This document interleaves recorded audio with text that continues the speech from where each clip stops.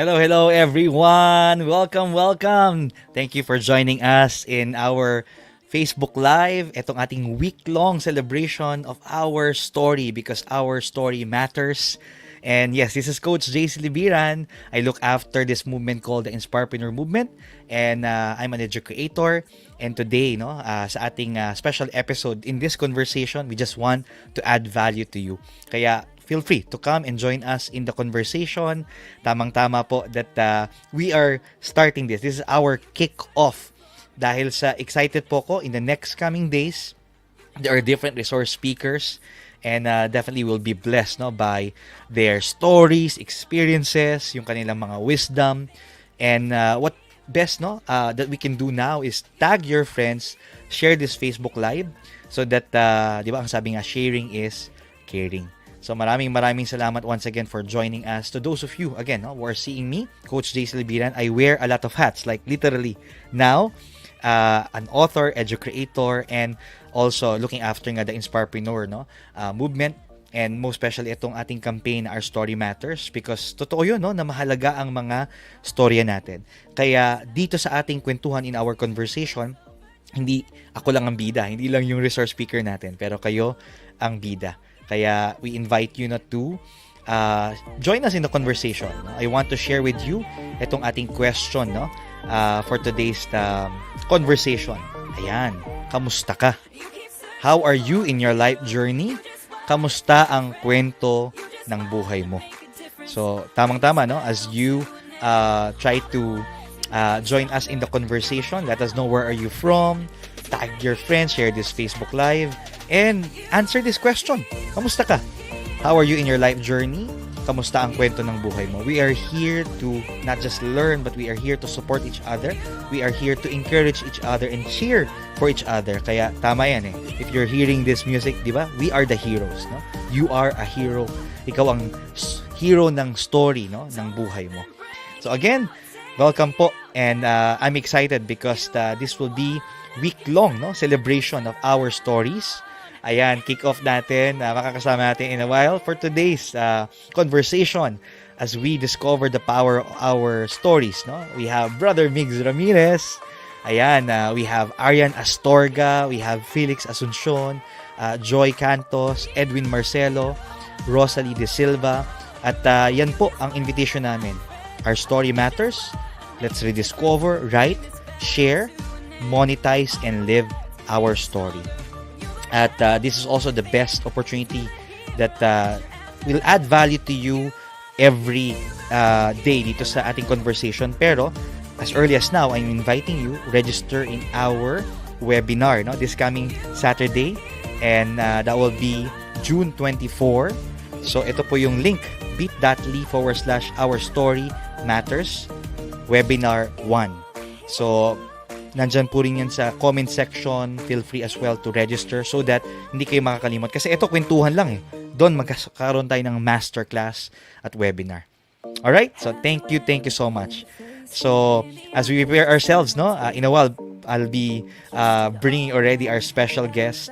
Allow me to share with you quickly this invitation for us to rediscover our stories, the power of our stories.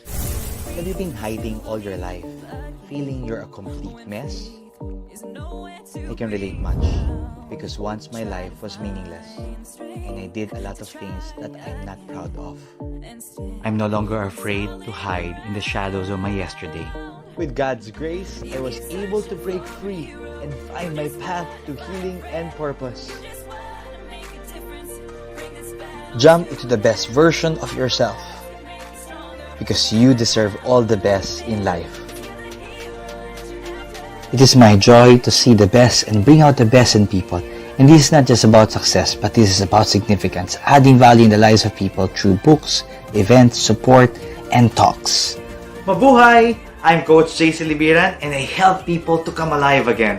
Like me, your mess can become your message. Friend, allow me to coach you to grow and come alive once again.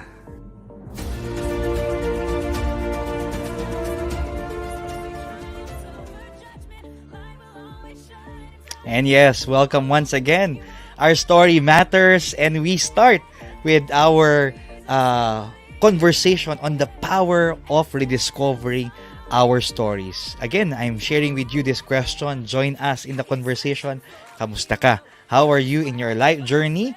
Kamusta ang kwento ng buhay mo? At sa kwentuhan na ito, no, hindi lang po ako mag-isa, but I'll be calling our resource speaker, our special guest. Nako, kaibigan ko ito at sobrang excited akong makausap siya, makakwentuhan siya. Definitely, no, in our conversation, marami tayong mapupulot, marami tayong mga matututunan.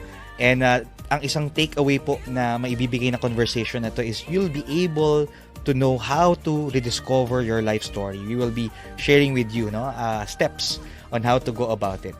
So kung ready na kayo, sige, type in the chat G, no, kasi ready na. Take a deep breath, inhale, exhale. Yes, eto na, excited na ako because this person is an author of Imagine This. Ayan, at this is actually under Facebooks. Nako, singer-performer din. He's a seminarian of the Archdiocese of Manila, currently awaiting entrance to the pre-deaconal program of the Archdiocese. And you can always connect with him, no, sa kanyang Facebook page na Bro Migs. Ayoko nang patagalin pa. Let's welcome Brother Migs Ramirez! Woohoo! Hello, JC. Hello, everyone. Thank you. Thank you, brother, for saying yes to this. Alam kong nakabakasyon ba ngayon kayo, bro? Yes, nakabakasyon kami ngayon before we are assigned to our respective parishes. Hindi pa namin alam kung saan. So, pray for us. And syempre, congratulations rin, brother, no? Because you recently graduated. At hindi lang graduate, summa cum laude. Mukha akong Harry Potter dun sa picture mo sa akin. Oo nga. Syempre, brother, proud na proud, no? Ako, kami, family mo, ang friends mo. And letting you know po, by the way, no? Kaya very, parang kwentuhan lang ng magbabarkada. Kasi matagal po kami magkasama, no? Ni Brother Migs, no? In the campus missions, in the Light of Jesus family, we have this event called The Feast. And the last time na talagang we even had our leadership coaching journey together, 'di ba, brother? Naging coaches tayo, tapos eventually naging mga coach. So ang daming pwedeng pag-usapan, pero siguro as we jumpstart ito yung ating conversation, itong unang tanong ko sa iyo, 'di ba? Our story matters. Why do you think so? Alam mo, ang ganda nung ating theme ngayon, ano, na kwento, stories. And this is something that many people overlook because, many of us grew up with childhood stories and akala natin tapos na yung kwento. Lahat nung kinakaharap natin sa buhay, everything we face has to be factual, has to be, based on science, has to be, all of these are good. But then, many times we feel we are drawn to stories because it is something that is deeply rooted in us. Naniniwala ako bilang ako ay isang performer din, minsan ay nag-theater, umarte sa stage. Ngayon maarte na lang. Ang kwento ay for all ages. And it doesn't only end as children, but even up to now, and there are studies of marketing people and research that if you bring out a story, mas mabenta yung produkto, mas maganda yung approach ng mga tao sa'yo. So it always revolves around stories. It's a very powerful tool that everybody can use kung nasan ka man. So para sa akin, napaka-importante ng mga kwento. Wow, dun pa lang sa sinabi mo, parang loaded na yun, ha? Ang daming pwedeng maging takeaway doon. And you even mentioned that it's not just personal, but even in the world of business, I believe, no, from storytelling, it becomes story selling. Yes. Ilan yan sa mga pag-uusapan rin natin, no, in this week long of content, no, about our stories. And siguro, dun kagad sa magandang usapan natin, we want now to focus on why is it important now, no, to rediscover our stories, no? Ang dami ko nang iniisip, Bro Migs, no, Coach JC. Dumadagdag pa tong usapan na to. Bakit kailangan ko bang i-rediscover? Discover or rediscover yung storya ko? Alam mo, ang ganda nung point of view mo, no? May mga tao sinasabi, ang dami ko nang iniisip, dami ko ng problema, ang dami ko ng mga challenges sa buhay. And actually, hindi mawawala yan. Pero ang nakakatuwa sa kwento, if these problems are fitting into your story and you see papaano ba itong problemang ito ay kalakip ng kwento ng buhay ko, ng mas malaking buhay ko, it might make sense even better and it might make the problem feel lighter. Hmm. Nakakatawa kasi kagabi lang meron kaming dito sa bahay namin. I'm now at home, ano? And it hasn't really sunk in on me na hindi na ako babalik sa seminaryo. I lived in the seminary for 6 years, and every time umuwi ako dito sa bahay, palaging merong deadline na, hanggang dito lang ako, 2 weeks lang ako dito, tapos babalik ulit ako sa seminaryo. Hindi ako Bakasyonista ka pala dyan sa bahay mo. laging bakasyonista. Pero nakakatuwa kasi it was last night that it was starting to sink in on me. Actually, mga bag ko naka box pa yung mga gamit, ano? But it was starting to sink in on me. Sandali, saan ko ilalagay yung mga gamit ko? Nagaling sa Hmm. seminaryo, nag-alsabalutan na ako mula doon, I've no more stuff in the seminary. Everything is here. How can I put them here where in this house, ang dami na ring gamit to begin with? So why am I saying all of these? Because that's a challenge on my part. But it's interesting because I'm looking at it from the point of view of a story. Each item, each artifact, damit, gamit, may kwento. Hmm. And if something does not have a story for me, or I do not value that story, madali ko siyang may papamigay, madali ko siyang, mapapasalamatan, and then just let move on from it. It makes us know what to hold on to, and it Hmm. makes us know what to move on from. Kung tapos na yung kwentong yon, edi move on na tayo. Bagong kwento naman. So I think those are the Yes. reasons why our stories are very important. It allows us to make sense of our life even better. Ganda Yun. nun. Nakarelate ako sa'yo na hindi lang tao, pero even the objects, our Oh, stuff, yes, merong yes. stories, no? Both of us, Bro Mix, we are into giving talks, retreats. Tapos, I'm sure, no, at one point, may ganyang activity that you choose a particular object that maybe best represent yourself, something like that. Nung nagkikwento ka Wow. kanina about your stuff, kasi nga from the seminary, San Jose Seminary, no? At Yes, yes. ikaw ay nasa bahay na, I'm sure, no, when you hold on to maybe stuff that you got when you were still in the seminary, may maaalala kang mga experience and memories. No? Bigla ko tuloy naalala si Marie Kondo, di ba? Sabi niya, when you Oo, si touch Maricon. objects and things, spark joy, di ba? Kapag Yes, and ka, if they don't have joy, you thank them and you let them go. yes, yes, that's also part of it, no? Kaya, Yes. grabe, kung yung mga non-living things, objects has stories, how much more tayo? Oh, Kaya wow. siguro ito maganda na let's look Mm. now into your own journey, no?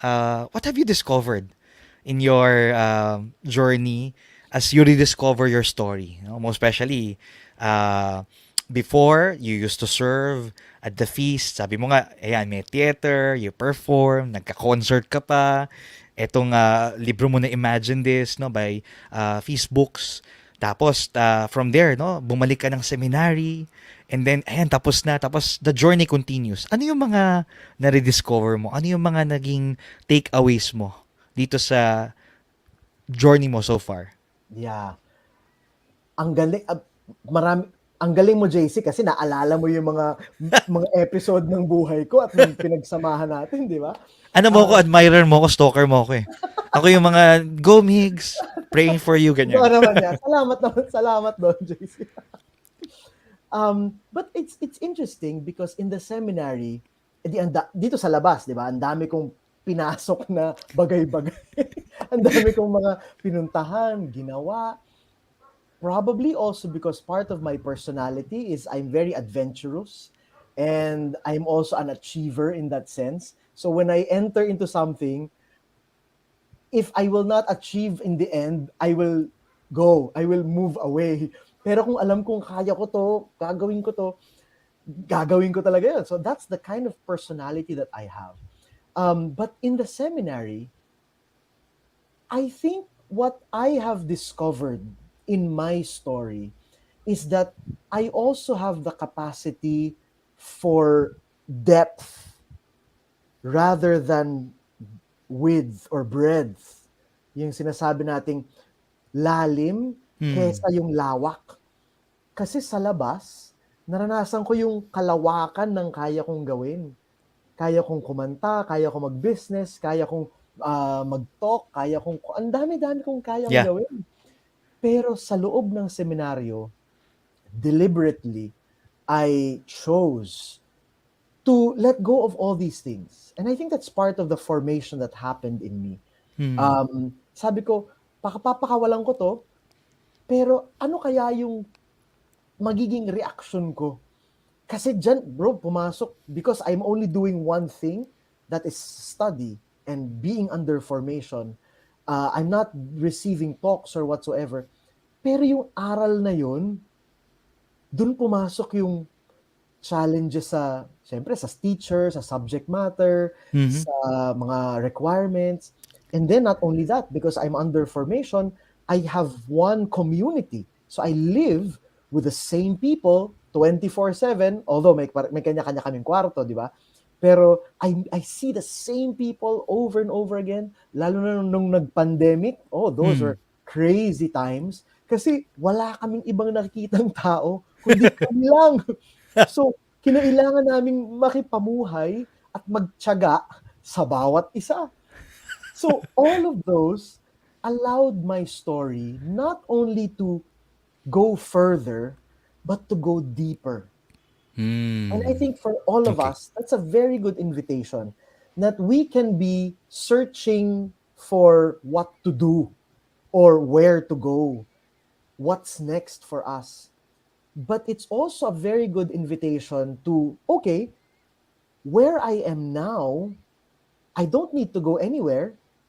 This is a story in itself. I Hmm. can go deeper in this story already. Ano yung bago kong nadidiscover sa sarili ko? What are the things that anger me? What are the things that I don't like or I like? Hindi Hmm. ko na kailangan lumabas pa. Ako muna, titignan ko yung sarili ko, papalalimin ko yon.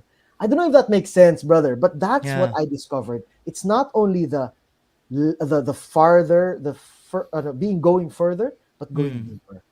Yon. Wow. Loaded yun ah. Ako napaisip rin talaga and I'm sure those people who are catching this conversation.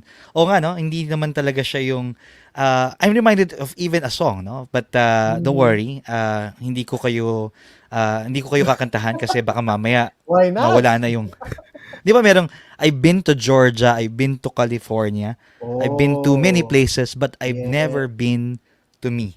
To me. Grabe yung kantang yun, bro, ha? Halatang So, halata yung edad. nakwento lang sa akin. Pero 'di ba it's about rediscovering our own story and Yes, ako I yes. feel like we may be talking about stories here pero hindi naman kailangan nasa seminaryo ka no para makita mo rin na hindi mo lang storya to pero God is actually part of this Oh, story.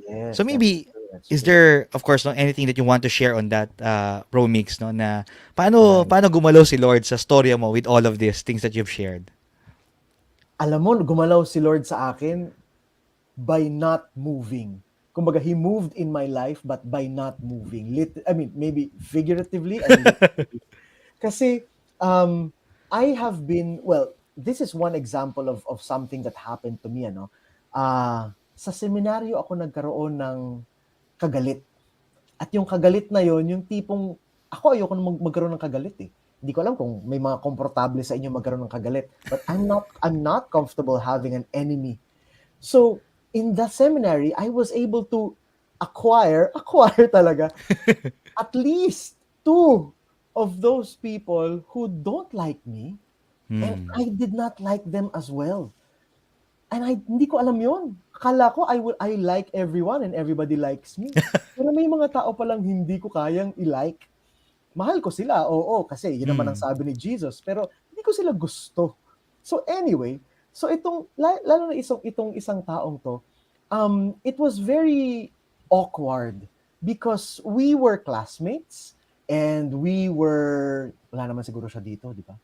Pero kung nandito siya, friends na kami ngayon. Oh, ayan. Nandito ka, alam mo yan. Okay. Pero yung pinagdaanan namin talagang Cold War. At Hmm. hindi ko siya pinapansin. Hindi niya ako pinansin. May pinagdadaanan siya, may pinagdadaanan ako. Pero ang ganda nung sinabi sa akin ng spiritual director ko. Because every time I would go to my director, he would always say, of course, pray about it. Binabalik Yes. niya sa akin, ano yung, bakit ka naiinis sa kanya? Baka naiinis ka rin sa sarili mo. You know, these are all dynamics, right? But he told me something that's very important. Sabi niya, kung ikaw nagdadasal para bumalik yung relationship, or at least para hindi ka maging galit, magtiwala ka rin na yung taong yan, nagdadasal din. Meron din Hmm. sinasabi sa kanya si Lord in a universe that you cannot understand. Mhm. You have a prayer and God is listening to you. That person also has a prayer and God is listening to him. And in one way or another, those prayers, God will put together. You know, wala ka na Wow. dun. So, dun ako nagkaroon ng faith, ng pananampalataya, na sometimes we want to be controlling our stories, Mhm. but our stories is ultimately under God's greater plan. So I think that's a Wow. beautiful part of why our story matters. Because when we acknowledge our story, it is not only our own story, it is Hmm. actually God's story for us. At kapag nagkita yung dalawang yon, sobrang ganda. Wow, thank you. No? Which reminds me na parang we are not just making history, we are making his story. His story. And God's alam mo story. habang nag-share ka, Bro Mix, ang isang naalala ko is that sometimes no, yung nakikita nating storya is dito lang sa ground level. Pero sabi mo Mm. nga, the great plans of God, the bird's eye view, the eagle view, yung mas mataas. Yes. Oh, yes. Kaya I'm sure, no? Your story, my story, the people who are joining us in the conversation, maaring yung story nila hindi pa perfect, pero nagtitiwala tayo that there's a great plan that God has for our story. Totoo Grabe, this is yan. just the first part of Woo! our conversation pero kinikilig na ako sa usapan natin at I'm sure no this is helping us as well no. Mas maganda talagang pinag-uusapan pero excited ako kasi pagka ipinagpatuloy natin tong conversation na to, we'll talk about this time, we'll shift sa kwento namin, narinig yung si Bro Migs, this time yung kayo, no? How, no, can we actually rediscover our story? Sige nga, baka nga kailangan ko talagang i-revisit yung story ako eh. How important that is. Pag-uusapan natin yan. And Brother Mix will also share, no, not just the practical step, a tool na makakatulong sa atin, but we'll also see how it is really rewarding when we rediscover our stories. So, let's have a breather. Everybody take a deep breath. Inhale. Exhale. Woo! Thank you, Bro Grabe. Migs. Again, keep on tagging your friends and sharing this Facebook Live. And as early as now, no, feel free to connect as well with us. If you want to connect with Brother Migs, no, ito po ang kanilang Facebook page, no, www.facebook.com/bromigs. And I believe, no, you also have a book that is still available sa ating mga kaibigan from feastbooks.ph. Brother Migs, can you quickly share what's in this book and how can this help them no, in rediscovering their stories? So imagine this. Imagine that you have pictures in this book that you can use so that you can also discover your stories. You know, I started my journey in the seminary 2017. But in 2015, I was also, nangangapa ako. Asan ba yung buhay ko? Pero hindi alam ko na may pinanggalingan na ako. So, hindi ko lang alam yung patutunguhan ko. And we're all like that. Anyway, so I wrote about my journey so far. That is in 2015. This is the story of that journey. And hopefully, with practical tools to help you in also discovering your journey and where you're going. Imagine this. Grabe. Thank you. Ayan, I'm also putting it in our banner. that not just connecting with Bro Migs, but that also Yes. includes get his book. Imagine this via feastbooks.ph. Kasi brother Coach JC, itong Mm, librong to ay sold out na in physical copies. So we don't have this anymore in bookstores and we haven't reprinted yet. I want to revise this edition, but you can get the e-copy, which is very much available in feastbooks.ph. yes. I was about to say na later on, no, when we continue our conversation, makikita niyo po yung some sample at magbibigay ng sample si Bro Mix ng isa sa mga powerful tool that you can really use in rediscovering your story. So thank you for writing this book, and definitely it will continue to bless people. Ako po, if you want to connect with me, again, I'd love to hear from you. Let's connect, let's collaborate. Let's connect on zap.bio/Coach JC or zap.bio/Coach JC, o kaya mag-email po kayo sa akin at Coach JC Libiran. Maraming opportunity sa atin, Bro Migs, to add value hindi lang online. Of course, balik na ang mga live talks, seminars, retreats, workshops, team building. Kaya looking forward po to continuing this story as we collaborate as well.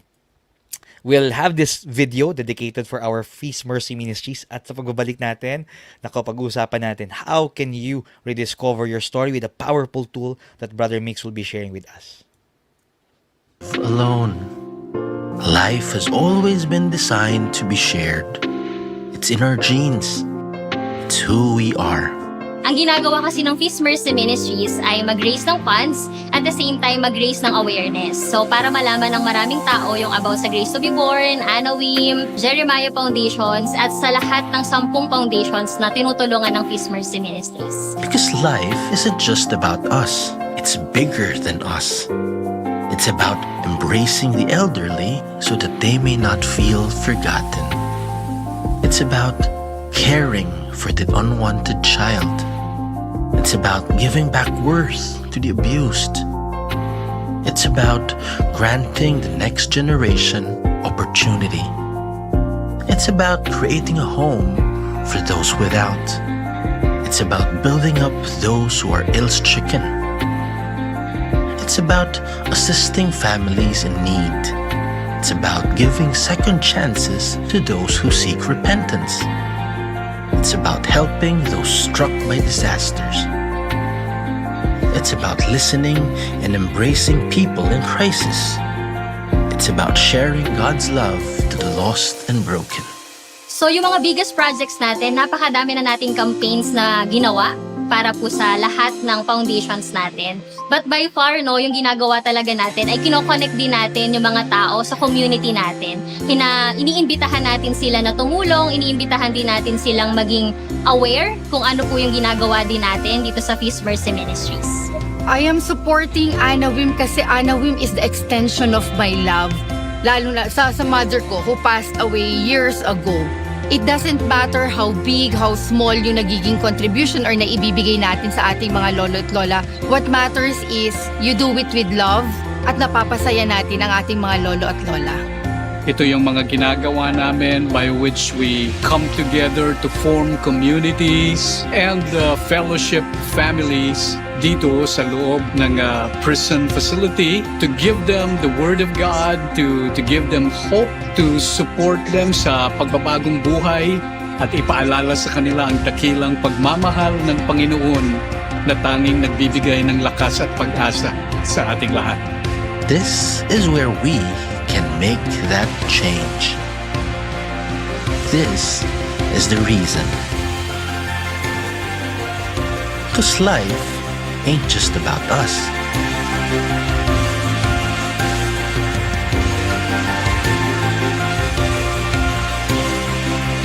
We live for a cause greater than ourselves.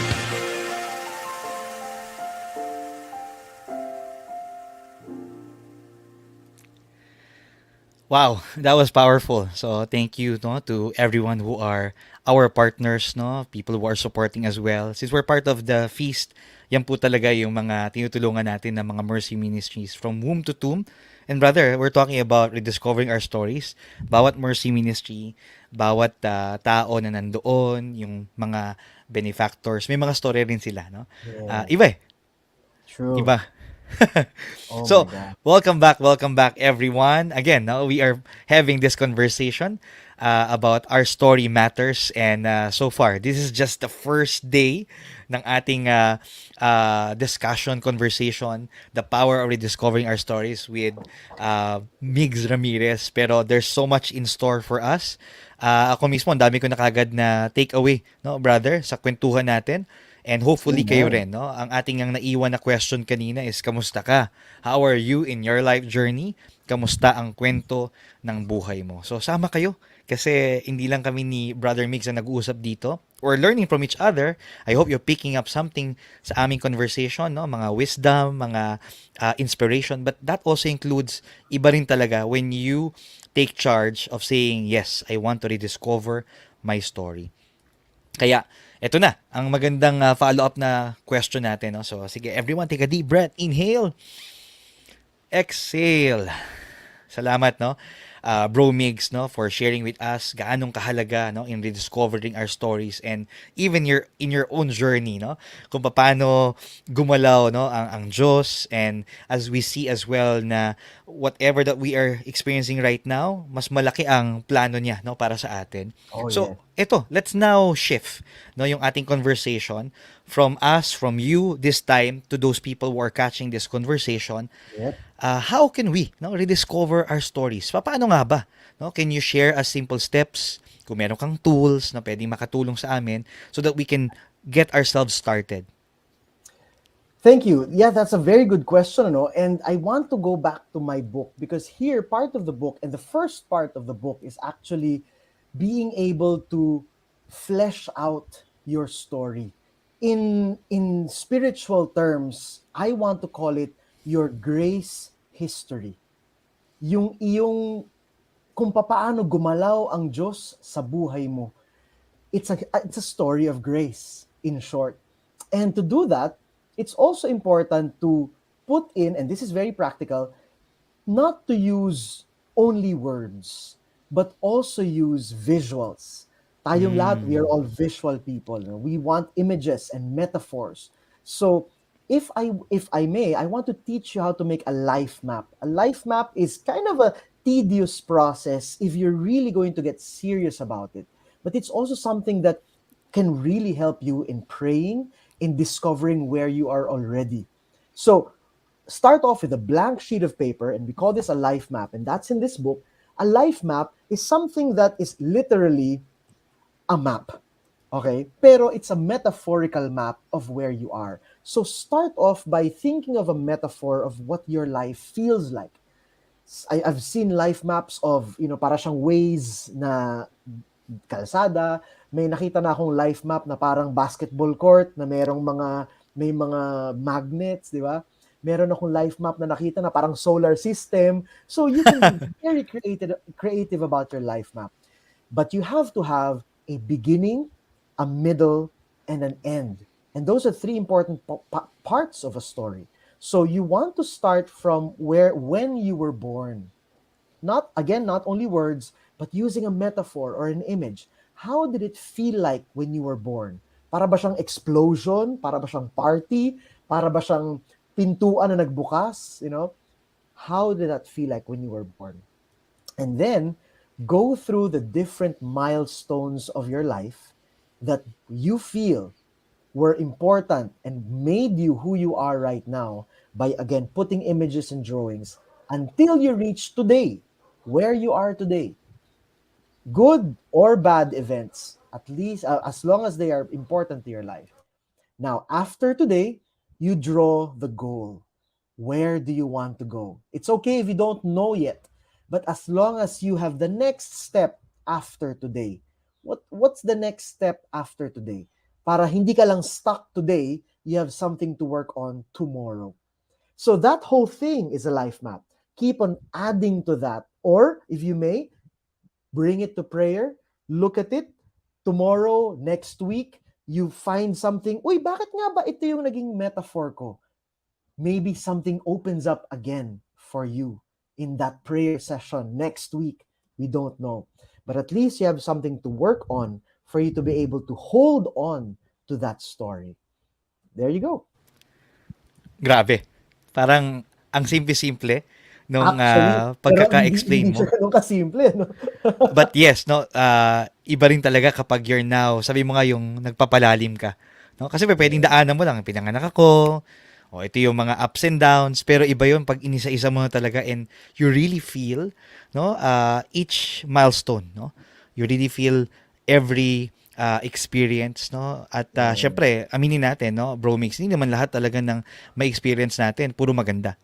No, madali yan kapag graduate ako, nanalo ako or na-promote ako, 'di ba? Nakapag-travel ako. Pero kapag dumaan ka na ngayon doon sa mga medyo traumatic or challenging problema, no, not just you but also maybe with your family, your loved ones, baka doon yung mga part na akala ko madali ito, hindi pala.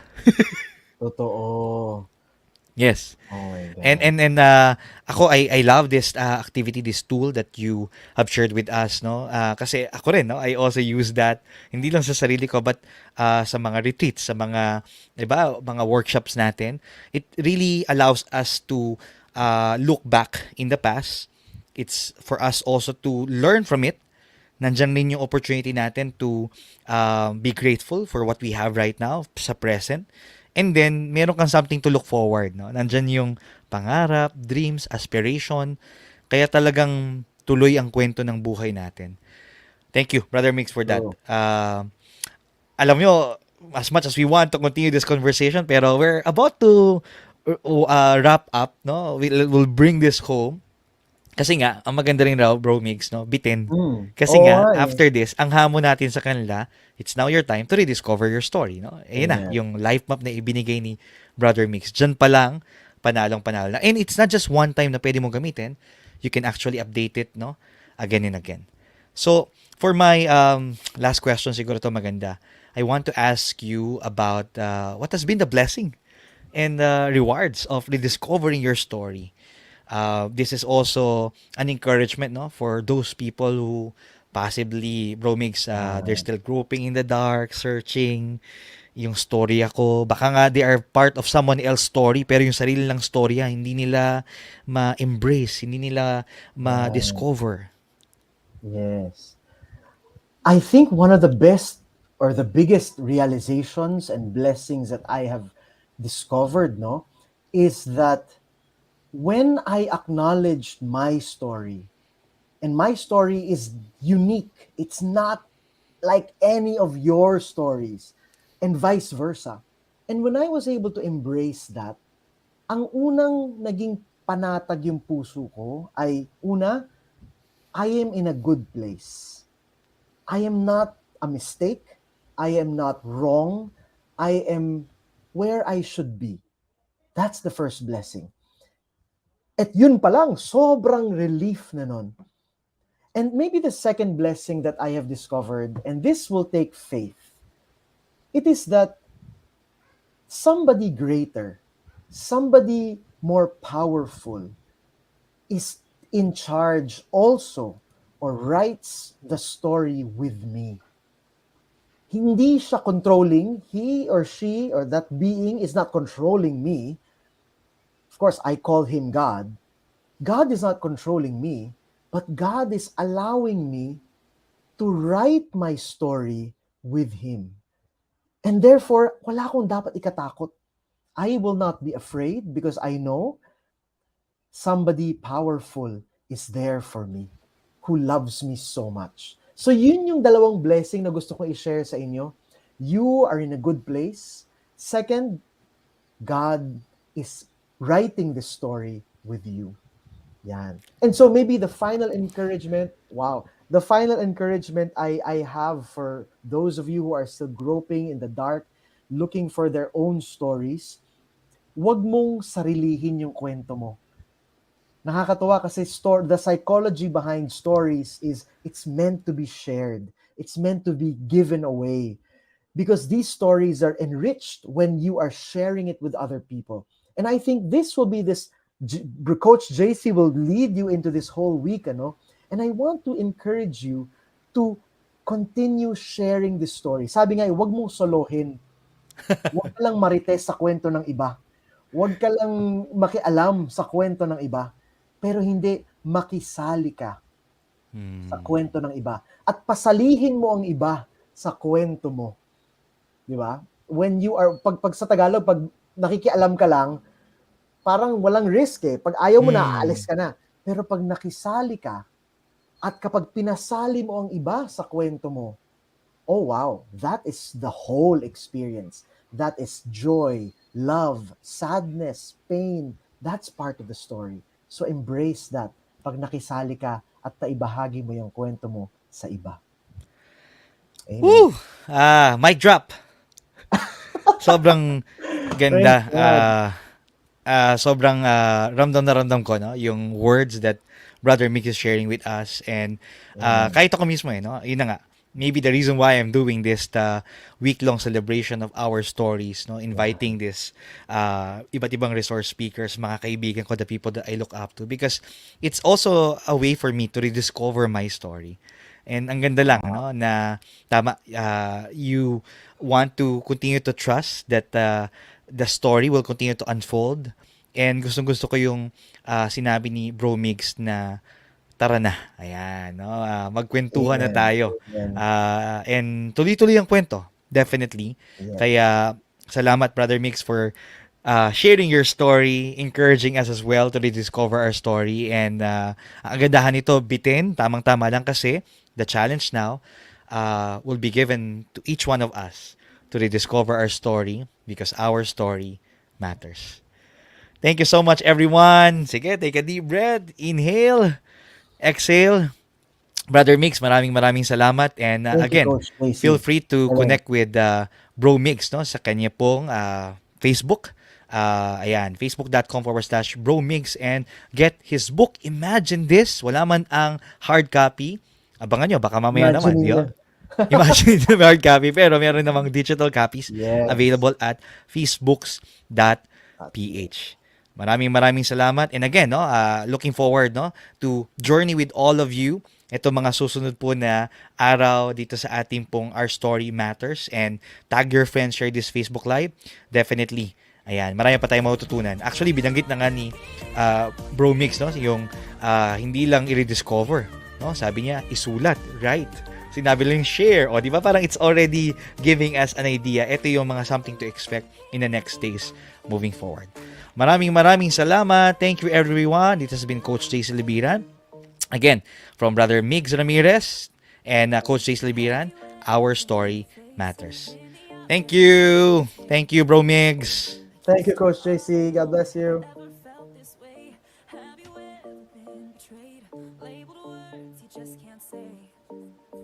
Suffered silently, wanting to be erased. There's a reason to believe again when faith is nowhere to be found.